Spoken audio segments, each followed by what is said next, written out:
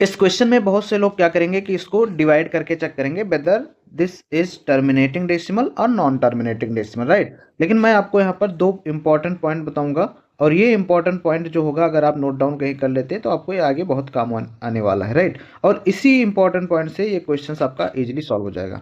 पहला पॉइंट आपको ध्यान रखना है कि आपको डेनोमिनेटर देखना है। अगर डेनोमिनेटर में, राइट, अगर डेनोमिनेटर में 7, 9, 3, 11 इस तरह के नंबर आ जाते हैं तो ये बेसिकली आपके रिपीटिंग होंगे, राइट। ये क्या करेंगे, रिपीट करेंगे। दूसरा, अगर आपको डेनोमिनेटर में क्या मिल जाता, 2 या फिर 5, तो ये जो आपका होगा ये टर्मिनेटिंग होगा। क्या होगा, टर्मिनेटिंग। दोबारा से सुन लो, अगर डेनोमिनेटर में 7, 3, 9, 11 इस तरह के नंबर आते हैं तो वो रिपीट होगा। जब आप इन सबको डिवाइड करेंगे, 7 है, 7 है, 3 है, इन सबको डिवाइड करोगे तब क्या होगा कि रिपीट होगा नंबर, राइट। तो टर्मिनेटिंग होगा नहीं, रिपीट जो ना हो वही टर्मिनेटिंग होता है।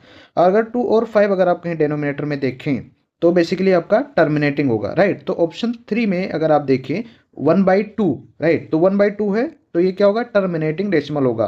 कैसा क्वेश्चन है, बिल्कुल इजी सा क्वेश्चन है, सिर्फ 2 पॉइंट आपको पता होना चाहिए और आप आसानी से 1-2 नंबर जो भी अलॉटेड है वो आप पा सकते हो, राइट। सिर्फ 2 ही पॉइंट याद करना है, इसलिए लॉजिक को पकड़ो, कंसेप्ट को समझो और क्वेश्चन इजीली सॉल्व हो जाएगा। मैनेजेबल क्वेश्चन ही आते हैं।